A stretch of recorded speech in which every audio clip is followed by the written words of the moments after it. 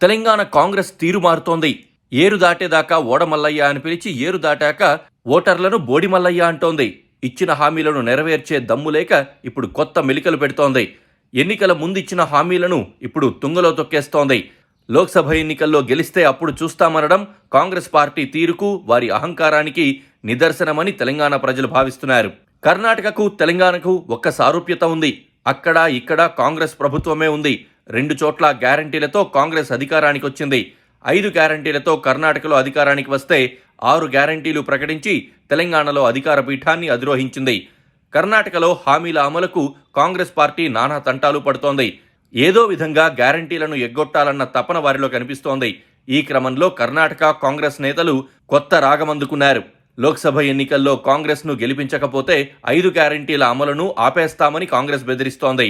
రామ్నగర్ జిల్లాకు చెందిన MLA HC Balakrishna ఈ మేరకు ఓపెన్ హెచ్చరిక చేశారు. కాంగ్రెస్కు ఓటేయకపోతే గ్యారంటీలు వద్దని జనం నిర్ణయించుకున్నట్లుగా భావించాల్సి ఉంటుందన్నారు. కట్ చేసి చూస్తే తెలంగాణలో కూడా అదే పరిస్థితి కనిపిస్తోంది.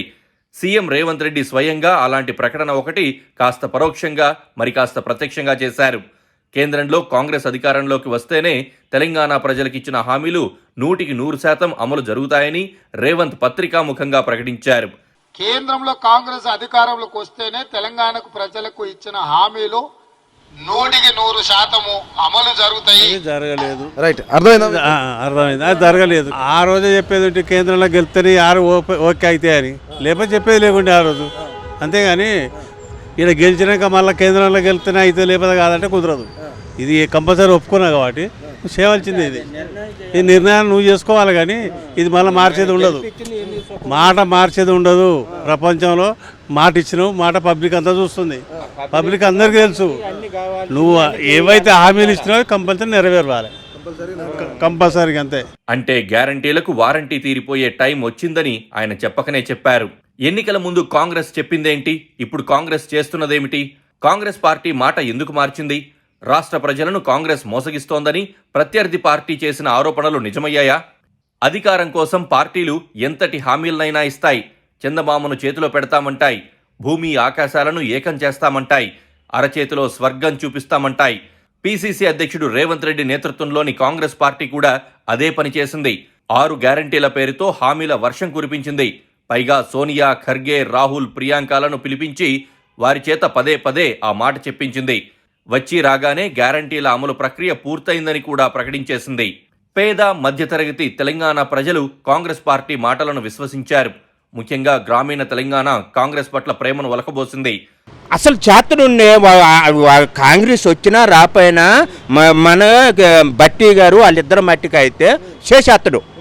వాళ్ళిద్దరు నాకు నమ్మకం ఉంది. ఆయన జాతడు గుణమే చేసి మొత్తం ఛాలెంజ్ చేసి ఆయన చేస్తాడు. కాంగ్రెస్ లేకోకుండా అన్నకు దొక్కారంటే 2 సంవత్సరాల మట్టి తెలంగాణ నుంచి వచ్చింది. సోనియా గాంధీ గారు ఇచ్చినప్పుడు ఇప్పుడు కాంగ్రెస్ లేకోకుండా చేశారు. ఇప్పుడు మేము కాంగ్రెస్ తెప్పించుకున్నాం. మొత్తం 64 స్థానాల్లో కాంగ్రెస్ విజయభేరి మోగించింది. సీఎంగా రేవంత్ ప్రమాణం చేశారు. అక్కడ నుంచి అసలు కథ మొదలైంది. తొలి కేబినెట్ భేటీలో కాంగ్రెస్ పార్టీ 2 హామీలనే అమలు చేస్తున్నట్టు ప్రకటించింది. మహిళలకు ఉచిత బస్సు ప్రయాణానికి ఆమోదముద్ర వేసింది. ఆరోగ్యశ్రీ పరిమితిని 10 లక్షల రూపాయలకు పెంచుతూ నిర్ణయం తీసుకుంది.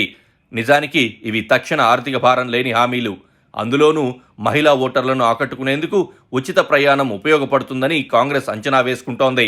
మహిళలు విపరీతంగా బస్సులెక్కడం ద్వారా తొలినాళ్లలో ఇబ్బందులు ఎదురైనా ఇప్పుడు సర్దుకున్నాయి. దాని తర్వాత మిగతా హామీల సంగతేంటనేది పెద్ద ప్రశ్నే. అదే తెలంగాణ ప్రజలు అడుగుతున్న ప్రశ్న కూడా అని చెప్పక తప్పదు. నువ్వు ఇచ్చిన మాటలు నెరవేర్చు. నువ్వు మాట ఇచ్చినావు, ఆ మాట మీద ఉండు. ఇక మీకు వేరే మారవద్దు. తెలంగాణ గురించి మాట్లాడినావు, తెలంగాణ నుంచే చెయ్యి. కేంద్రం గురించి మాట్లాడలేదు. అప్పుడు కేంద్రం గురించి మాట్లాడితే ఆ మాట సయ్యా. ఇప్పుడు కేంద్రం నుంచి అప్పుడు మాట ఇవ్వలే. తెలంగాణ గురించి మాట ఇచ్చినావు, గెలిచినావు. అదే పని చేయి. నువ్వు ఇచ్చిన మాట నిలబెట్టుకో. ఎవరైనా అంతే, అన్నైనా తమ. ఇప్పుడు రేవంత్ రెడ్డి అనేది ఈరోజు కాదు, తెలుగుదేశంలో ఉన్న కాడికి మాకు అంత ప్రాణం. ఆయన వేసుకున్నావు, నువ్వు వచ్చిన మంచినావు, కాంగ్రెస్ కాపాడినావు, గెలిచినావు. ఈ మాట మాత్రం నిలబెట్టుకో.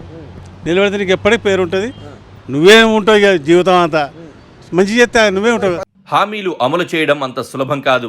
రాష్ట్రం అప్పుల కుప్పగా మారిన నేపథ్యంలో కొత్తగా నిధుల సమీకరణ తలకు మించిన భారమవుతుంది. కాంగ్రెస్ ఇచ్చిన అన్ని హామీలు అమలు చేయాలంటే ఏడాదికి కనిష్టంగా 1,00,000 కోట్ల రూపాయలు ఖర్చవుతుంది. అంత సొమ్ము ఖజానా నుంచి ఎలా తీయాలో అర్థం కాని పరిస్థితి ఉంది. ఇప్పటికే అదిగో ఇదిగో అంటూ 2 నెలలు గడిపేశారు. రేవంత్ రెడ్డి చెప్పిన 100 రోజుల డెడ్ లైన్కు దాదాపు మరో 40 రోజులే ఉన్నాయి.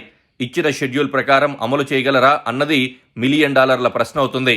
ఇప్పుడు జనం ఆతృతగా ఎదురుచూస్తున్నారు. మహిళల ఖాతాల్లో ప్రతి నెల 2,500 రూపాయలు వేయడం, 500 రూపాయలకే గ్యాస్ సిలిండర్ ఇవ్వడం లాంటి వాటితో పాటు రైతు భరోసాకు భారీగా నిధులు కావాలి. రేవంత్ రెడ్డి ఫస్ట్ మరి నన్ను ముఖ్యమంత్రి చేస్తే 6 గ్యారెంటీలు ఇస్తానే అన్నాడు. ఏమన్నాడు అప్పుడు? మరి డిసెంబర్ 3 తారీఖు నేను పదమ్మినికి ఎక్కితే డిసెంబర్ 9 తారీఖే 2 లక్షలు వేస్తాను రుణమాపు చేయలే ఇంతవరకు. డిసెంబర్ 9 తారీఖు పోయింది, జనవరి పోయింది, ఫిబ్రవరి వచ్చింది, ఇప్పుడు మరి చేయలే. మరి ఇంకా రైతు బంధు ఏమి వేస్తాడు? 15,000 వేస్తాడు, వేయలేదు, ఇంక వేయలే. మరి గ్యాస్ ఇస్తాడు, 500కి ఇస్తాడు, ఇవ్వలేదు. మరి ఆడపిల్లలకు కళ్యాణ పథకం అని ఇస్తాడు కదా, 2,500 చేయాలి, చేయకపోతే ఉండడు. అలవి కాని హామీలు ఇస్తున్నామని కాంగ్రెస్కు తెలియంది కాదు.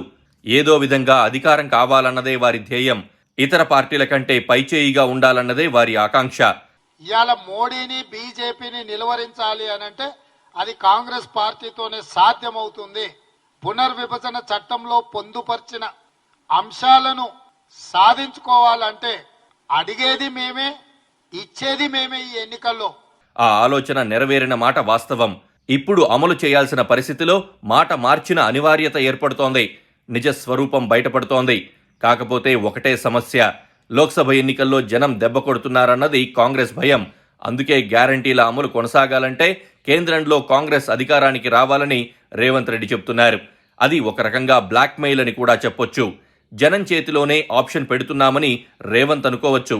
లోక్సభ ఎన్నికల తర్వాత హామీలు అమలు చేయలేకపోయినా అడిగేవాడు ఉండడనే ఒక విశ్వాసం కాంగ్రెస్ పార్టీని ధైర్యంగా ఉంచగలుగుతోంది. గ్యారంటీలతో నమ్మిస్తే ఫైనల్గా ఏమవుతుందో కాంగ్రెస్ పార్టీకి ఇప్పుడిప్పుడే తెలిసొస్తోంది. జనాన్ని ఏమార్చామన్న భయం కూడా వారిని వెంటాడుతోంది. అయినా రాజకీయ నాయకులు కదా, ఏదో ఒకటి చేసి 5 ఏళ్లు టైంపాస్ చేయాలనుకుంటున్నారు. పరిస్థితులు ఇదివరకట్లా లేవు. ఎక్కడికక్కడ నాయకులను నిలదీసేందుకు జనం వెనకాడడం లేదు. హామీలు ఎప్పట్లోగా అమలవుతాయి, లేని పక్షంలో జనం రియాక్షన్ ఎలా ఉంటుందో త్వరలోనే తెలుస్తుంది.